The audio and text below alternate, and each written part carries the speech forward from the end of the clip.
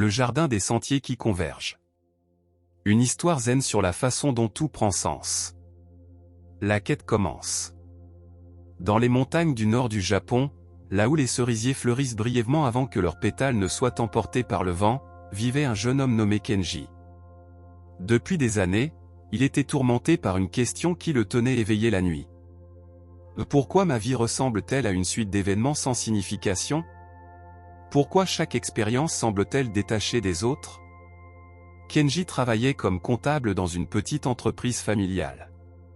Ses journées s'écoulaient entre chiffres et factures, mais le soir, assis dans son modeste appartement, il contemplait les lumières de la ville et ressentait un vide profond. Il avait perdu son père à l'adolescence, échoué dans son premier amour, abandonné son rêve de devenir artiste pour suivre une voie pratique, et maintenant, à 32 ans, il se sentait étranger à sa propre existence. Une nuit de printemps, alors qu'il errait sans but dans les rues mouillées après une pluie légère, Kenji se retrouva devant un petit temple qu'il n'avait jamais remarqué auparavant. Une douce lumière dorée émanait de ses fenêtres, et quelque chose en lui l'invita à entrer. À l'intérieur, un vieil homme à la barbe blanche et aux yeux profonds comme des puits anciens arrangeait des fleurs dans un vase de céramique bleue. Ses gestes étaient lents, presque rituels, comme si chaque mouvement portait un sens caché. « Bonsoir, jeune homme », dit le vieillard sans lever les yeux de son arrangement. « Je m'appelle Takeshi. Es-tu venu chercher quelque chose, ou fuis-tu quelque chose ?» Kenji fut surpris par la question directe. « Je ne sais pas », répondit-il avec sincérité. « Je crois, un peu des deux. » Le maître Takeshi esquissa un sourire et leva enfin son regard.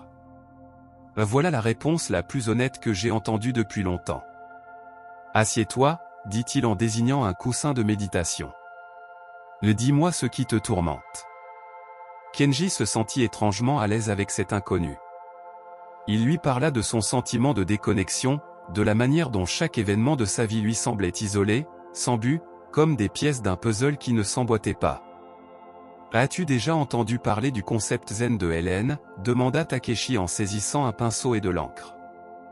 D'un seul geste fluide, il traça un cercle imparfait sur du papier de riz. La Hélène représente l'illumination, la force, l'élégance, l'univers et le vide. Mais regarde bien, ce cercle n'est pas fermé.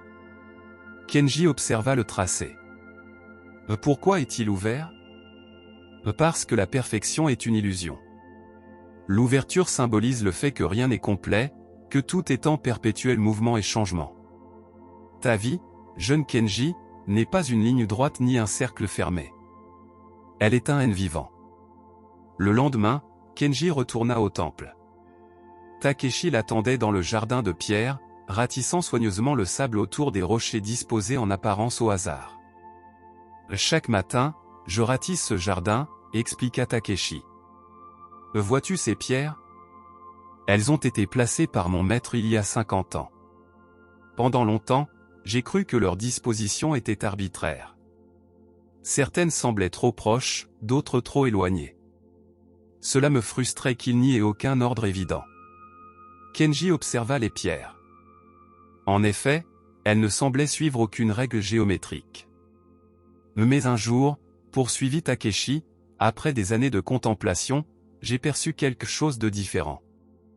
À un certain angle, au coucher du soleil, quand la lumière les touche d'une manière particulière, les pierres dessinent l'ombre parfaite d'une grue en plein vol.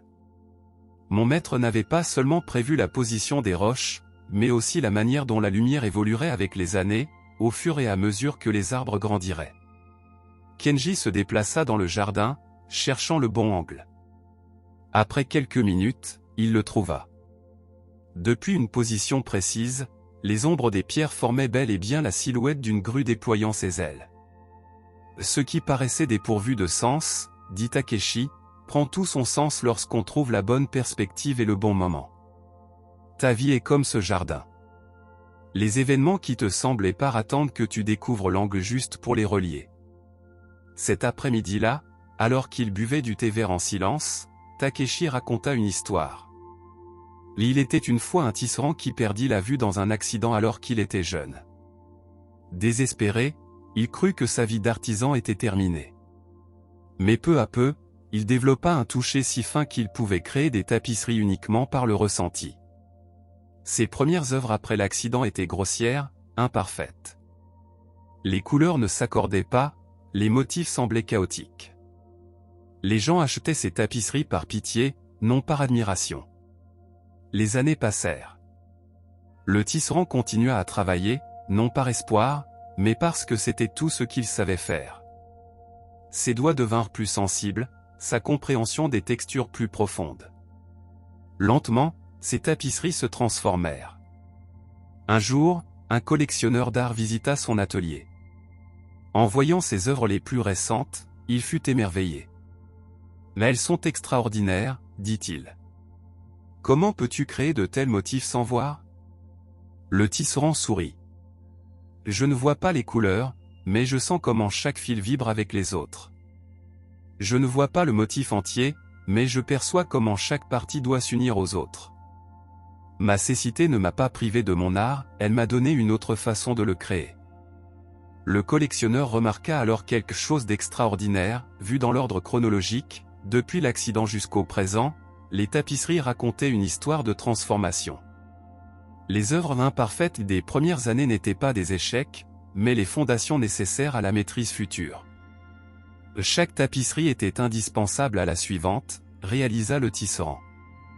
Même mes échecs faisaient partie du dessin plus vaste. Takeshi tendit à Kenji un simple carnet. Pendant les semaines à venir, je veux que tu écrives sur les moments de ta vie que tu considères comme perdus ou insensés. Mais n'écris pas en victime.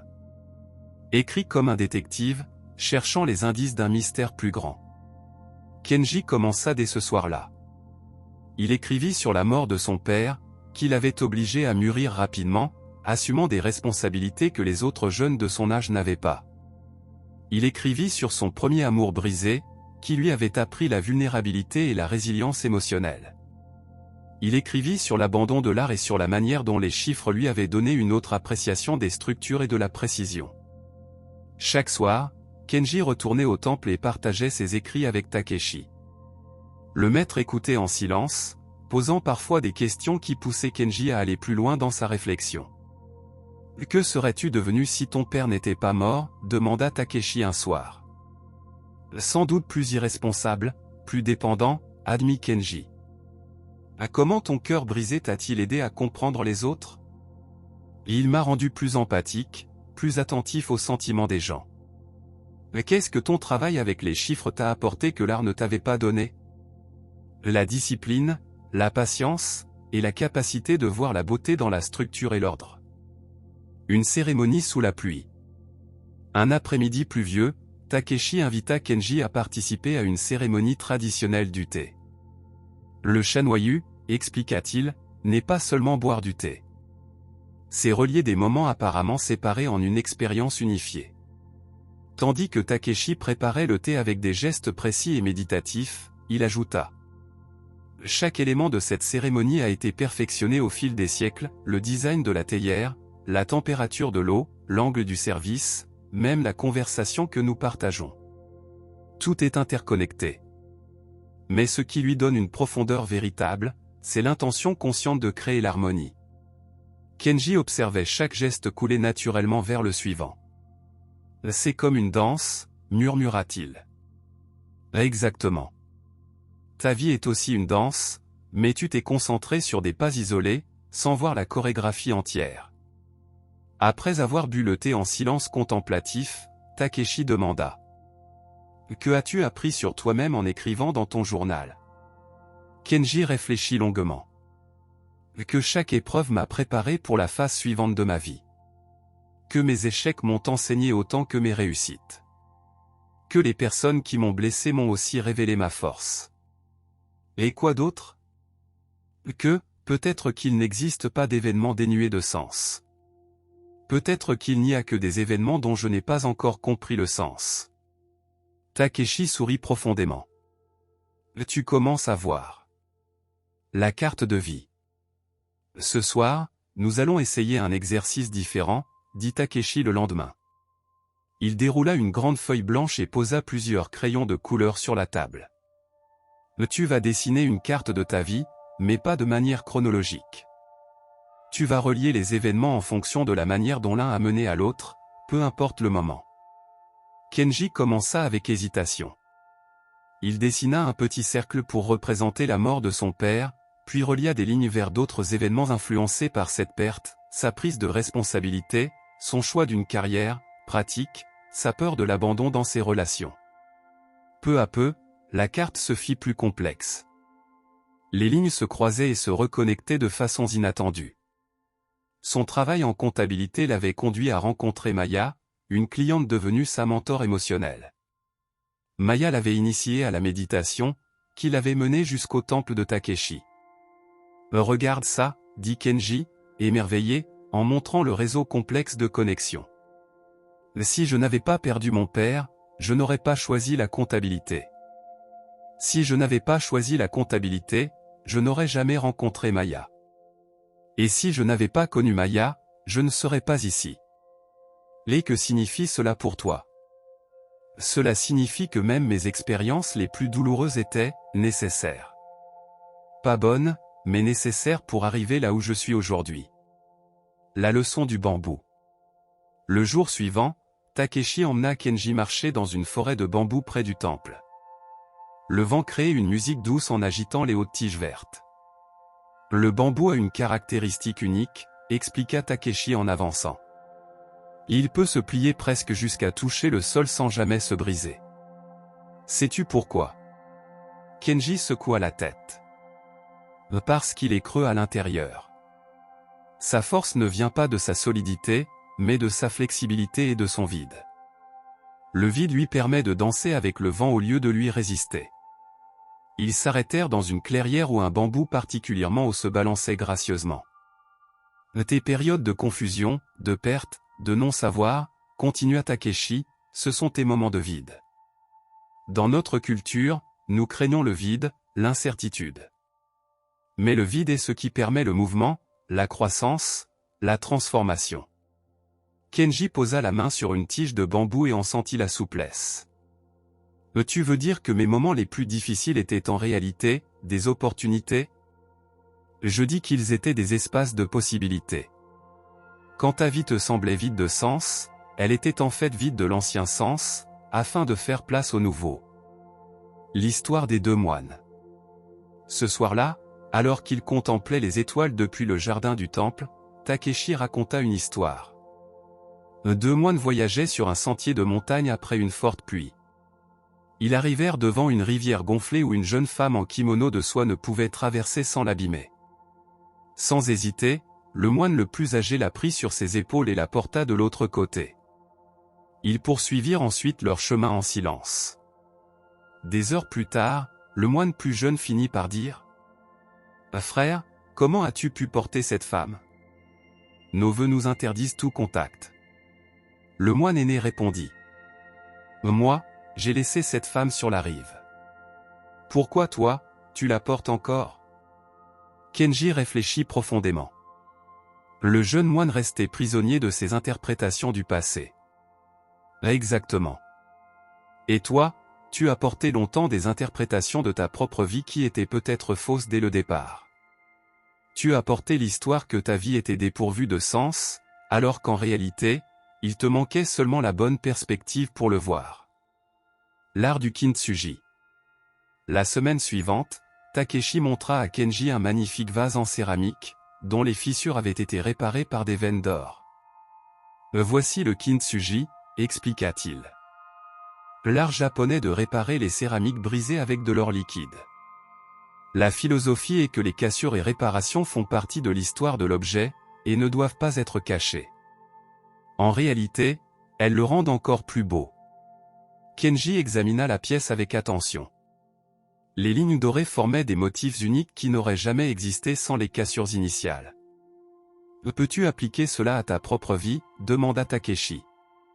Kenji pensa à son journal, à sa carte de connexion, à toutes les conversations passées. « Mes blessures, mes échecs, mes moments de perte, ne sont pas des défauts à cacher. Ils font partie de ce qui me rend unique. Ce sont les lignes dorées de mon caractère. Et quel or as-tu utilisé pour les réparer? La sagesse. La compassion. La résilience. Chaque fois que je me suis brisé, j'ai développé quelque chose de nouveau pour me reconstruire. Et chaque réparation m'a rendu plus fort, plus conscient. Le miroir du vivant. Lors du dernier jour d'enseignement formel, Takeshi conduisit Kenji devant un étang immobile du jardin, si calme qu'il agissait comme un miroir. « Regarde l'eau, dit Takeshi. Que vois-tu ? Je vois mon reflet, et celui du ciel. Sont-ils deux choses séparées ? Kenji observa plus attentivement. Non, c'est une seule image. La limite entre mon reflet et celui du ciel est arbitraire. Ta vie et l'univers fonctionnent de la même manière. Les événements de ton existence ne sont pas séparés du contexte plus vaste. Ta douleur personnelle fait partie de la douleur universelle. Ta croissance est une part de la croissance cosmique. Ta quête de sens est la quête même de l'univers qui cherche à se comprendre à travers toi. Kenji resta longtemps assis au bord de l'étang, en silence. Peu à peu, une compréhension profonde émergea non comme une pensée, mais comme un sentiment de reconnaissance intime. Tout prend sens, murmura enfin Kenji, les larmes aux yeux. Non pas parce que chaque événement individuel est un but précis, mais parce qu'ils font tous partie d'un schéma plus vaste, plus beau encore d'inclure à la fois la lumière et l'obscurité. Takeshi acquiesça. Tu as trouvé ton Satori, ton moment d'éveil. Mais souviens-toi, l'illumination n'est pas un état final. C'est une reconnaissance qui doit être cultivée instant après instant. Kenji eut l'impression de voir sa vie pour la première fois. Chaque expérience douloureuse avait créé une profondeur émotionnelle. Chaque perte avait enseigné la gratitude. Chaque confusion avait préparé le terrain pour une clarté plus grande. Je vois qu'il n'y a pas d'événements séparés, dit Kenji. Il n'y a qu'un flux continu d'expériences, comme une rivière. Certaines parties sont rapides, d'autres lentes, certaines claires, d'autres troubles, mais tout est la même rivière. Quand Kenji retourna à son travail la semaine suivante, ses collègues remarquèrent un changement. Il restait le même comptable méticuleux, mais quelque chose dans sa présence avait changé, un calme, une attention plus profonde. En travaillant avec les chiffres, Kenji commença à percevoir des motifs qui lui échappaient auparavant. Pas seulement des motifs mathématiques, mais humains. Il vit comment les dépenses de ses clients reflétaient leurs inquiétudes, leurs espoirs, leurs peurs. Ces rapports financiers devinrent des histoires de vie humaine. Un client, Monsieur Yamamoto, luttait contre les dettes depuis des années. Kenji ne l'aida pas seulement à réorganiser ses finances, il lui offrit aussi une perspective différente sur sa situation. Monsieur Yamamoto, lui dit-il lors d'une consultation, j'ai examiné vos registres au cours des 5 dernières années. Savez-vous ce que je vois ? Je vois quelqu'un qui n'a jamais cessé d'essayer. Chaque mois, même dans vos pires moments, vous avez effectué des paiements, si petits soient-ils. Cette constance est extraordinaire. Monsieur Yamamoto, qui était venu au rendez-vous rempli de honte face à sa situation financière, se redressa légèrement. Je ne l'avais jamais vu ainsi. Vos difficultés financières ne définissent pas qui vous êtes, poursuivit Kenji. Elles ne sont qu'une phase de votre histoire plus vaste. Et d'après ce que je vois ici, c'est une histoire de persévérance. Les mois passèrent. Kenji continua de rendre visite à Takeshi, mais leur conversation était désormais celle d'égal à égal, explorant ensemble les mystères de l'existence consciente. J'ai commencé à remarquer quelque chose d'intéressant, partagea Kenji un après-midi. Quand je vis avec la compréhension que tout est lié, les synchronicités apparaissent constamment. C'est comme si l'univers répondait à ma nouvelle manière de voir. Takeshi sourit. Ce n'est pas que l'univers ait changé. C'est ton attention qui a changé. Il y a toujours eu des motifs, des connexions, des significations. Mais désormais, tu as les yeux pour les voir. Kenji avait commencé à tenir un journal différent. Au lieu d'analyser les événements passés, il écrivait sur le présent. Il observait comment chaque rencontre, chaque conversation, chaque petite décision était une opportunité d'agir à partir de sa nouvelle compréhension. Dans le métro, au lieu de se perdre dans son téléphone, il observait les gens et leur envoyait silencieusement des pensées de bienveillance. Au travail, au lieu de simplement accomplir des tâches, il cherchait des moyens de servir quelque chose de plus grand que lui. À la maison, au lieu de ressentir du vide, il pratiquait la gratitude pour la solitude qui lui permettait d'approfondir sa compréhension. 1 an après sa première rencontre avec Takeshi, Kenji reçut une proposition inattendue. Maya, sa mentor, lui demanda de donner une conférence dans un centre communautaire sur « Trouver un sens en temps de difficulté ». Au début, Kenji hésita. « Je ne suis pas un maître spirituel », dit-il à Takeshi. « Je commence à peine à comprendre ces choses moi-même. »« C'est précisément pour cela que tu devrais le faire », répondit Takeshi. « Les meilleurs maîtres sont des étudiants éternels. Parle depuis ton expérience, et non en prétendant être un expert. » Le soir de la conférence, Kenji était nerveux. Mais lorsqu'il commença à parler de son parcours, de ses moments de désespoir et de son éveil progressif, il ressentit une profonde connexion avec le public. Pendant des années, j'ai cru que ma vie n'était qu'une collection d'accidents sans signification, partagea-t-il. La mort de mon père, mes relations ratées, mes rêves abandonnés. Mais peu à peu, j'ai appris que j'attendais que la vie me donne un but tout fait, alors qu'en réalité je devais participer activement à la création du sens. Une femme dans le public leva la main. « Mais comment avez-vous trouvé la force de changer de perspective lorsque tout semblait si désespéré ?» Kenji réfléchit un instant à la question. « Je ne crois pas qu'il s'agisse de trouver de la force. Il s'agit de trouver l'abandon. Quand j'ai cessé de lutter contre mon expérience et que j'ai commencé à me demander ce que je pouvais en apprendre, tout a commencé à changer.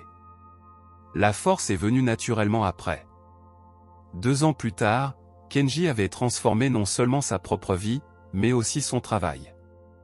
Il avait lancé un service de conseil financier avec une approche holistique, aidant les gens non seulement à gérer leur argent, mais aussi à comprendre comment leur schéma financier reflétait des schémas émotionnels et spirituels plus profonds.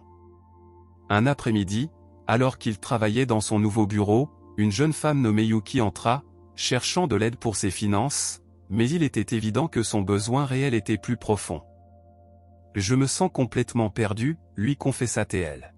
« J'ai 28 ans et j'ai l'impression d'avoir gaspillé ma vie. Chaque décision que j'ai prise semble avoir été une erreur. » Kenji reconnut immédiatement sa propre histoire dans les mots de Yuki. Avec un sourire compatissant, il demanda. « Te rends-tu compte que reconnaître que tu te sens perdu est déjà le premier pas pour te retrouver ?» En parlant avec Yuki, Kenji se rendit compte que sa propre douleur des années passées s'était transformée en sagesse qu'il pouvait désormais offrir aux autres. Son histoire n'avait pas été une série d'erreurs sans sens, mais une préparation pour ce moment précis. Cette nuit-là, Kenji rendit visite à Takeshi et lui parla de sa rencontre avec Yuki. « C'est extraordinaire », réfléchit Kenji. « Tout ce que j'ai vécu, y compris la douleur, semble maintenant avoir été exactement ce que je devais traverser pour pouvoir aider d'autres personnes qui vivent des expériences similaires. » Takeshi prit un pinceau et dessina un autre anseau, mais cette fois, le cercle était presque complet, avec seulement une petite ouverture. « Ta compréhension a mûri, dit-il. Mais note que le cercle reste ouvert. Il y aura toujours plus à apprendre, plus à grandir, plus de façons dont ton expérience peut servir le monde. » Kenji observa le cercle et ressentit une profonde paix. « Je crois que je comprends enfin ce que signifie « tout prend sens ». Cela ne veut pas dire que chaque événement individuel a une raison prédéterminée. Cela signifie que lorsque nous vivons consciemment, nous pouvons trouver des moyens d'utiliser n'importe quelle expérience, même les plus difficiles, pour créer quelque chose de beau et de significatif. 5 ans après la première rencontre entre Kenji et Takeshi, le petit temple était devenu un lieu de rencontre pour les personnes cherchant une manière plus profonde de comprendre leur vie. Kenji, désormais marié à Yuki, qui était devenue sa compagne à la fois dans la vie et au travail, co-animait des groupes de réflexion hebdomadaires. Un après-midi, alors qu'il préparait la salle pour une nouvelle session, Yuki commenta. « N'est-ce pas intéressant comme les gens arrivent toujours ici exactement quand ils sont prêts à recevoir ces enseignements ?» Kenji sourit, se souvenant de sa propre première visite au temple. C'est comme si l'univers avait une manière parfaite de connecter les gens avec ce dont ils ont besoin, au moment exact où ils en ont besoin. Takeshi, maintenant dans sa 80e année mais encore plein de vitalité, écouta la conversation. « Avez-vous envisagé, demanda-t-il, les yeux brillants d'humour, que peut-être vous avez traversé vos crises personnelles exactement au bon moment pour être prêt à servir les autres de cette manière ?» Les trois restèrent un instant en silence, contemplant l'immensité de cette perspective. À ce moment-là, une nouvelle visiteuse entra au temple. C'était une femme d'âge moyen, avec des yeux tristes et les épaules alourdies par un poids invisible. « Excusez-moi, dit-elle hésitante.